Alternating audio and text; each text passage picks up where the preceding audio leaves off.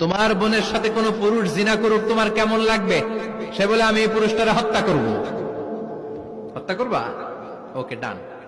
তোমার ঘরে মা আছে কিনা? আছে।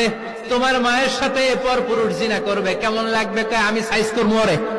গার্লফ্রেন্ডের দেওয়া পাঞ্জাবি শার্ট, পারফিউম ইত্যাদি, আস্তাগফিরুল্লাহ। এই প্রশ্নগুলো শেষে কে ঢুকে দিলেন? দেখেন ভাইরা, হাসির বিষয় না।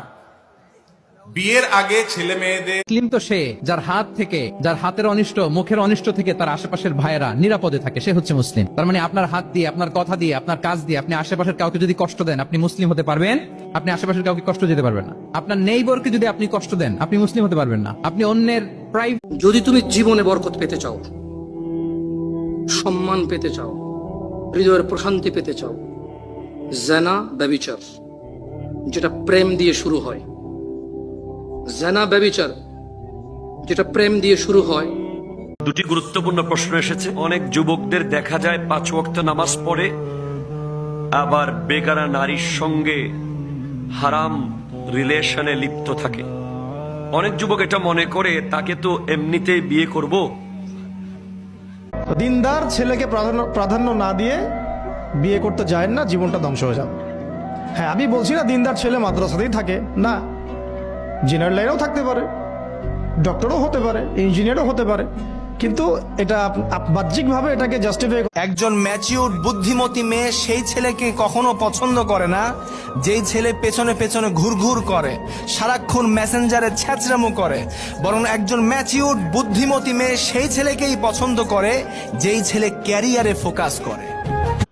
প্রেম কিংবা বিয়ে যেটাই করেন না কেন ভদ্রলোকের সাথে করবেন, আর তা না হলে প্রয়োজনে একা থাকবেন, টাকা কামাবেন, ঘুরবেন, ফিরবেন, পরিবারকে নিয়ে সম্মানজনক জীবনযাপন করবেন।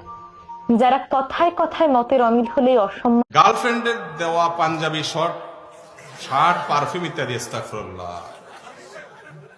এই প্রশ্নগুলো শেষে কে ঢুকে দিলেন? দেখেন ভাইরা, হাসির বিষয় না।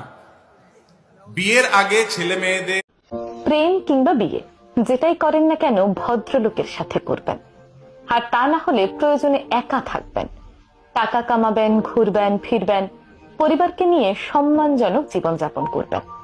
যারা কথায় কথায় মতের অমিল হলেই অসম্মান। মুসলিম তো সে যার হাত থেকে, যার হাতের অনিষ্ট, মুখের অনিষ্ট থেকে তার আশেপাশের ভাইয়েরা নিরাপদে থাকে, সে হচ্ছে মুসলিম। তার মানে আপনার হাত দিয়ে, আপনার কথা দিয়ে, আপনার কাজ দিয়ে আপনি আশেপাশের কাউকে যদি কষ্ট দেন, আপনি মুসলিম হতে পারবেন? আপনি আশেপাশের কাউকে কষ্ট দিতে পারবেন না। আপনার নেইবরকে যদি আপনি কষ্ট দেন, আপনি মুসলিম হতে পারবেন না। আপনি অন্যের প্রাইভেট